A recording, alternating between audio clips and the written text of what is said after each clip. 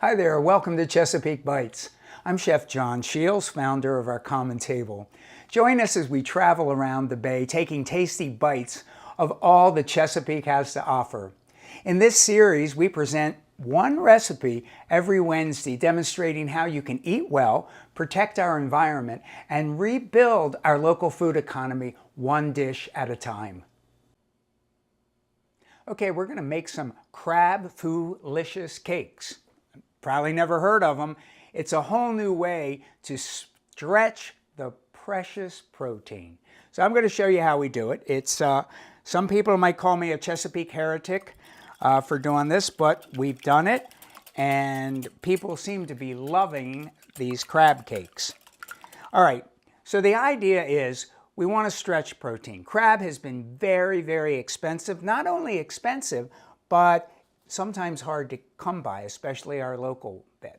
So I'm pulling out my cookbook of Chesapeake Bay cooking with myself and getting the recipe for the Gertie's crab cakes. I'm using that batter as the base to these crab cakes.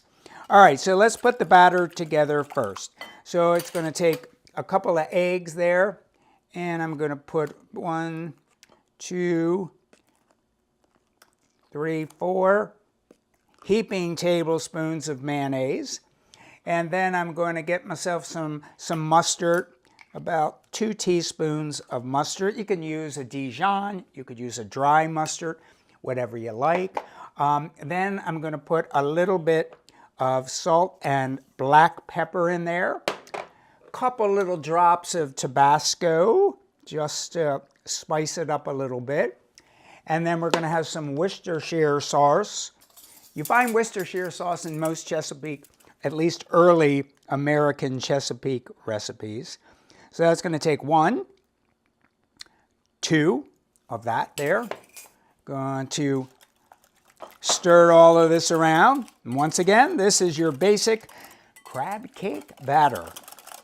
Now, the recipe from my grandmother doesn't actually call for this, but I like it, and I use some Italian parsley. It's also known as a flat leaf parsley. It not only makes it look really pretty, the cakes, but parsley, flat leaf parsley, actually does have flavor. It is an herb, and it's quite useful. So I'm just putting a couple tablespoons of those in there. And ladies and gentlemen, we now have an official crab cake batter. If you want, doesn't end in the recipe either, but sometimes I put just a little lemon juice in there, which is lovely. Okay, we got it. So I'll put this off to the side. And now we're going to get to the meat of the matter. First, the star of the show, from Cambridge, Maryland, and J.M. Clayton, the oldest seafood packing plant on the Chesapeake Bay, we have some absolutely gorgeous lump crab meat. This stuff is gold. I call it Chesapeake gold. Now we're going to just gently pick through here just to see if there's any big pieces of shell or anything. Those people down at Clayton's are very good with their picking, and they generally have a very clean. Here, I found a piece there.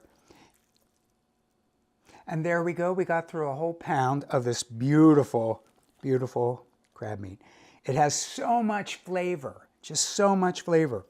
So the way this happened is that a couple of years ago, when crab prices started going outrageous, and then there didn't seem to be enough crab to go around, I thought, does this mean it's the end of the crab cake? And I thought, I don't think so. Often at my restaurant, I do a scramble. It's called a foo scramble, that we use tofu. And this is actually an organic tofu. It comes from the Chesapeake Bay watershed. So you can't get better. We have both things from the watershed. So I noticed when I was making the foo scramble that these pieces, as I was crumbling them, the tofu, were not dissimilar to little pieces of flakes of crab. And I thought to myself, I said, "Self, do you think if you put some of the tofu in there with the crab meat, we could actually stretch that protein, and I think we could come up with something quite nice. And that's what we did. So just watch how we do. So the thing to remember when you're doing tofu like this, I always get the extra firm to use in these kind of dishes. I cut it in half. I put paper towels on either side and press down. You want to get as much moisture out as humanly possible. Okay, so I've just taken what would have been a 1-pound batch of crab cake mixture and turned it into a 2-pound batch. Pretty amazing, just with using the tofu. All right, now when you're going to put binder in a crab cake, some people use flour, some people use breadcrumbs, some people use the panko Japanese breadcrumbs. You can use anything that you like. You can even use the gluten-free breadcrumbs. Sometimes you have to use a little more of those because they don't absorb the liquid quite as good. So basically what I'm going to do is I'm just starting with some crushed saltines. My grandmother loved those and I like them myself. So put some of that in. I'm not going to put too much in right now. If it needs a little bit more later, we'll put it in.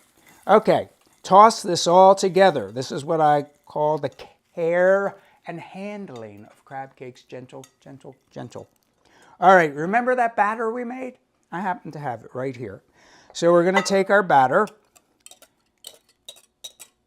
and get all of this goodness into the bowl, like so. And then I'm going to use these very own hands of mine and just gently, gently toss everything together. The idea is, you know, you pay good money for the lumps of crab, so you don't want to mess it up too much. So I'm just going to toss this and toss and toss and toss. Look at it, looking crab cake-ish to me. I don't know about you. I'm going to put just a little bit more of these cracker crumbs in. I'm going to do one more toss, and then what I like to do is I always like to put the crab cake mixture into the refrigerator for at least an hour before I form the crab cakes and cook them. Whether you're going to saute them, broil them, deep fry them, whatever. That 1 hour gives the time for all that liquid to get soaked up by whatever binder you use. So let's put it in the Frigidaire and I'll be back. All right, well, our crab cake batter sat into the refrigerator for an hour and it firmed up quite nicely. At the end, I put an addition of the Old Bay. You know, it's the ubiquitous seasoning of the Chesapeake. Anything that has crab, seafood, shrimps, anything, you have to have that little waft of Old Bay in it. All right, so what I'm going to do, I'm going to saute these cakes today. You can saute, you could broil them, you could deep fry them, you could do a combination of baking, frying. Now, so you see what I'm doing here? I'm gently pressing on these. I'm not pushing down real hard, just go like this. I'm just really using my hands here to form the cakes together. So there we go, we got the cakes. Oh my God, they're holding together really, really nicely. All right, so let's take this here, and then I'll show you how you cook these little bad boys up. And the nice thing about doing a Crabfulicious cake, you can make them bigger if you want to, because the cost isn't going to be so big. All right, so now I just have a little tiny bit of oil in here. It's not like a deep fry. I'm using canola oil. You could use whatever you like. And the reason I like to at least use a little bit of oil when I'm making a crab cake or something like that, I like to get that little bit of crunchy outside.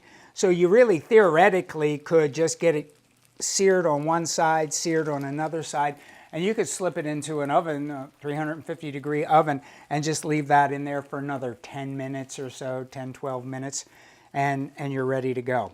So, but we're going to do it just like this. And you can just sit there and watch them sizzle.